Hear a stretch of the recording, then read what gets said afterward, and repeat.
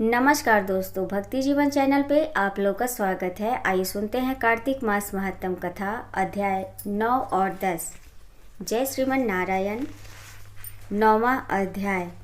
राजा पृथु ने कहा, हे नारद जी, आपने कार्तिक मास के व्रत में तुलसी की जड़ में भगवान विष्णु का निवास बताकर उस स्थान की मिट्टी का पूजन बतलाया है।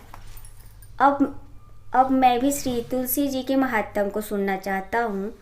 तुलसी कहाँ और कैसे उत्पन्न हुई, ये बताने की कृपा करें। नारद जी ने कहा, हे राजन, एक समय जब देवगुरु बृहस्पति और देवराज इंद्र कैलाश पर्वत पर शंकर जी का दर्शन करने के लिए गए तो शंकर जी ने उनकी परीक्षा ली।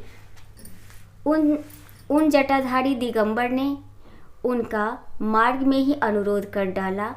यद्यपि वे तेजस्वी, शांत, लंबी भुजा और चौड़ी छाती वाले गौरवर्ण अपने विशाल नेत्रों युक्त तथा सिर पर जटाधारी वैसे ही बैठे थे, तथापि इंद्र ने शंकर जी को न पहचान उनका नाम, धाम आदि परिचय पूछा और कहा, शंकर जी अपने स्थान पर हैं या कहीं गए हैं।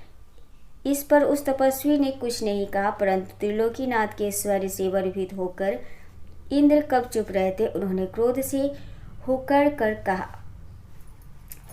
कहा, अरे मैं पूछता हूँ, तू उत्तर क्यों नहीं देता?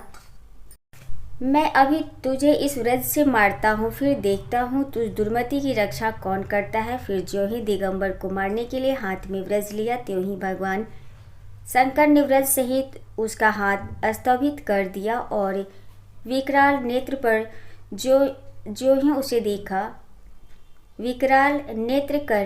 ही उसे देखा तो ऐसा विदित हुआ मानो वह दिगंबर प्रज्वलित हो उठा है और तेज से जला देगा। भुजाएं स्तंभित होने से इंद्र के क्रोध और दुख का अंत न रहा, परंतु ज्यों ही बृहस्पति जी ने उसको प्रज्वलित देखा, त्यों ही अपनी बुद्धि से उनको भगवान शंकर जानकर प्रणाम किया और इंद्र को भी उनके चरणों में गिराया। फिर बृहस्पति जी बोले, हे दीनानाथ, अपना क्रोध रोककर इंद्र का अपराध क्षमा कीजिए।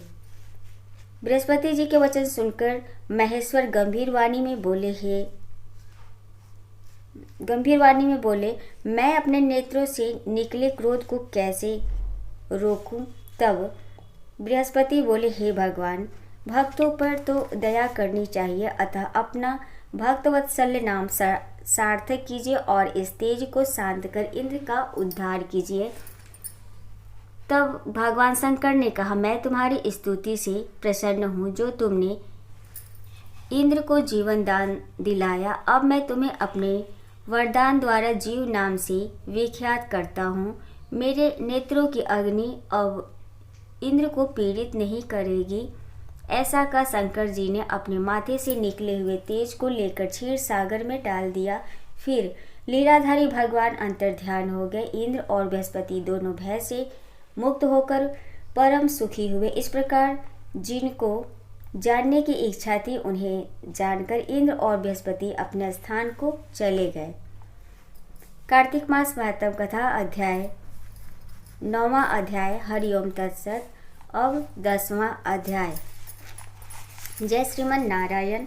राजा पृथु ने कहा, हे देवर्षि, आपको नमस्कार है। अब कृपा कर आप यह कहिए कि जिस समय भगवान शंकर ने माथे का तेज क्षीर सागर में डाल दिया, उस समय क्या हुआ? नारद जी ने कहा, हे राजन, जब शंकर जी ने तेज क्षीर सागर में डाल दिया तो वह शीघ्र ही बालक होकर गंगा सागर के संगम पर बैठकर संसार को भय देने वाला रुदन करने लगा। उसके रुदन से समस्त संसार व्याकुल हो उठा। लोकपालों के मन में भी व्याकुलता हुई। अधिक कहने से क्या है, चराचर चलायमान हो गए। शंकर सुवन के रुदन से ब्रह्मांड व्याकुल हो गए। समस्त देवता और ऋषि व्याकुल होकर लोक पितामह ब्रह्मा जी की शरण में गए और सबने मिलकर ब्रह्मा जी को प्रणाम किया और स्तुति की। फिर कहा, हे पितामह, यह बड़ा भयंकर समय आया है, इसका नाश कीजिए। देवताओं की यह बात सुनकर ब्रह्मा जी सत्यलोक के उस बालक को देखने के लिए समुद्र तट पर आए।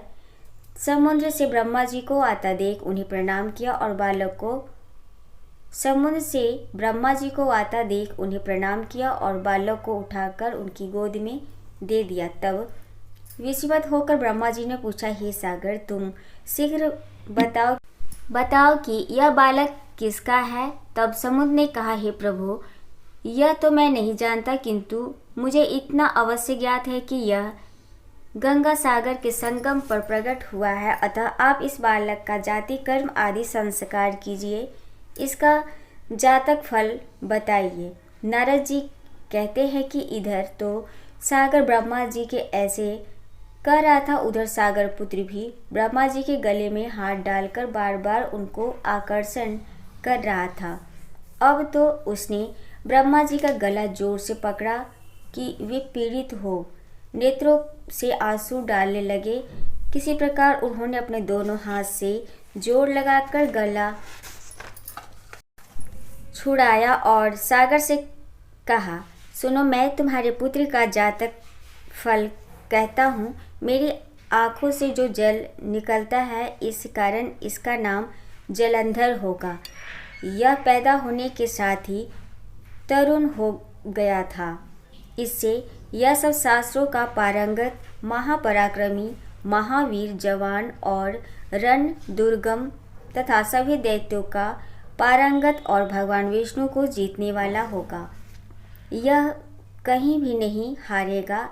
एक भगवान शंकर को छोड़कर सबसे अवस्थ होगा। जहाँ से यह उत्पन्न हुआ है, फिर वहीं जाएगा। इसकी पत्नी बड़ी पतिव्रता, सौभाग्यशाली, सर्वांग सुंदरी, परम मनोहर, मृदुभाषिणी तथा शील की सागर होगी।